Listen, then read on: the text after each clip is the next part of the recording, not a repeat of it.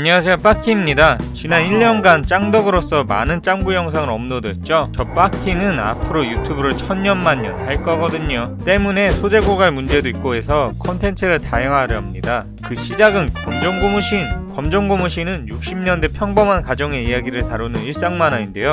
처녀귀신 에피소드, 김장 에피소드, 아이스깨끼 에피소드 등 우리나라 색채가 짙은 에피소드들이 대부분이라 신기하기도 하면서 친숙한 재미가 있었죠. 할머니에게 옛날 이야기 듣는 느낌이랄까요.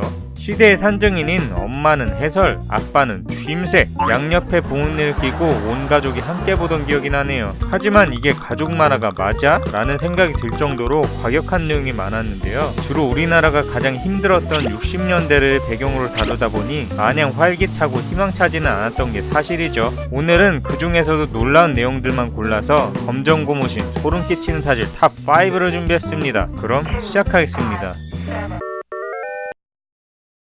기영인의 가족사진입니다. 60년대 반도의 흔한 대가족입니다. 여기서 우리가 눈여겨봐야 할 건 바로 기철이인데요. 우리의 불꽃 패드리퍼 기철이. 장남인데 기영이보다도 철이었고 폭풍 패드립과 각종 만행들로 가문의 장래를 걱정하게 했는데요. 사실 기철이가 첫째가 아니란 걸 아시나요?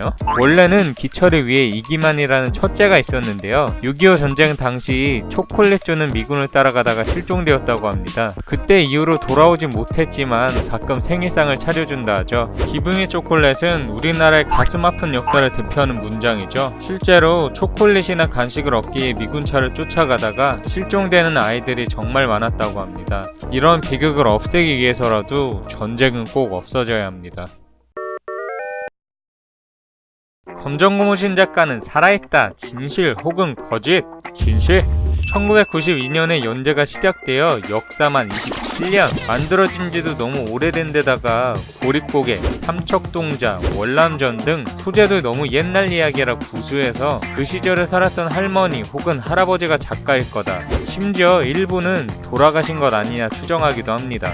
하지만 여기서 반전! 작가 이우영님은 71년생으로 검정고무신을 연재할 당시 겨우 21살이었다고 하죠. 장기하 싸구려 커피급의 반전입니다. 그 시절을 어른으로서 직접 경험한 게 아니기 때문에 60년대의 아픔과 추억을 고스란히 담아내기 위해서 뛰면서 취재하고 역사박물관도 돌아다니면서 연구했다고 합니다. 아직도 40대이시죠. 기철이 기영이 아랫세대 이야기를 중심으로 시즌2를 준비하고 있다고 하니 벌써부터 기대되네요. 검정고무신의 선행, 불제, 주인공을 담당하고 있는 기영이. 늘 밝아 보이지만 사실 기영에게는 큰 병이 있습니다. 바로 선천적 핑킹병인데요. 머리를 핑킹 가위로 싹둑 잘라놓은 듯 합니다. 바트 심슨의 표절이라는 루머가 돌았는데 확실히 머리가 비슷하긴 하죠. 커뮤니티에 한미 동맹짤로 돌아다니기도 했습니다. 검정고무신 연재를 92년에 시작했고 심슨 국내 방영이 96년인 거 보면은 표절은 아닌 듯한데요. 그냥 보면 별 생각이 안 드는데 한번 궁금증을 가지고 보면 볼수록 이상하죠. 이건 머리도 아닌 것이 그리담한 것이 아닌가, 어디서부터 머리카락이고 어디서부터 머리인가. 연재 초기엔 머리 위쪽에 검정색을 칠해준 데다가 숱이 많아서 아, 이게 머리카락이구나 라는 생각이 들기도 하지만 연재 중반부터는 위쪽도 살구색으로 칠하고 완벽한 핑킹화가 되어 경계 구분이 더 어려워졌습니다. 개장수 편에서는 머리를 세워 흉기로 사용하는데요. 나이를 들어도 이 머리, 자식도 이 머리인 걸 보면 선천적 핑킹병이 확실합니다. 여기서 궁금증 하나 더. 머리 위쪽은 어떻게 생겼을까요?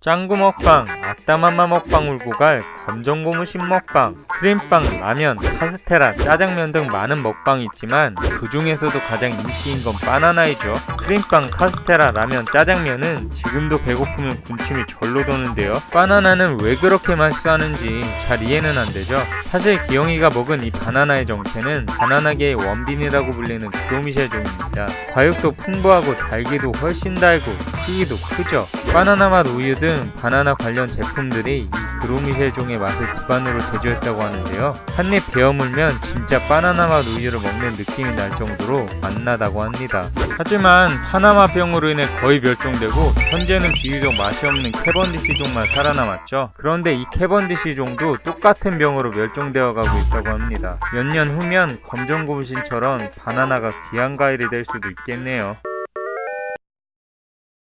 기영이네 직구조입니다. 잠깐 똥포 아저씨가 살았던 기영이와 기철이 방, 할머니와 할아버지 방, 안방까지 방 3개에 아궁이 떼는 부엌, 온 가족이 모이는 마루, 강아지 집에 넓은 마당까지 대충 봐도 50평은 되어 보이는데요. 중요한 건 기영이네 집이 마포구라는 점입니다. 마포구는 홍대, 연남동, 신촌 등 핫플이 모여있는 곳으로 지금 평균 평당 매매가가 3,200만원인 걸 감안하면 현재 기영이네 집 가격은 최소 16억에 육박할 것으로 예상합니다. 그럼 그 시절 기영이네 집 가치는 어땠을까요? 60년대에는 사대문 근처가 지금의 강남처럼 서울의 핵심이었습니다. 그때나 지금이나 서민들이 서울에 자기 집 장만하기란 하늘의 별 따기였기 때문에 기영이네 집의 가치는 현재와 큰 차이는 없을 것으로 예상합니다. 그뿐만이 아닙니다. 기영이네 아버지는 무역회사를 다니며 월급으로 7인 대가족이 먹고 살고요. 동네에서 유일하게 텔레비전을 가지고 있지요. 그 당시 귀했던 재봉틀에 삼촌이 자전거까지 가지고 있지요. 김장도 했다 하면 입에 폭이 팍, 성탄절이라고 크리스마스 선물 팍, 취미로 만년필 모으기 팍팍.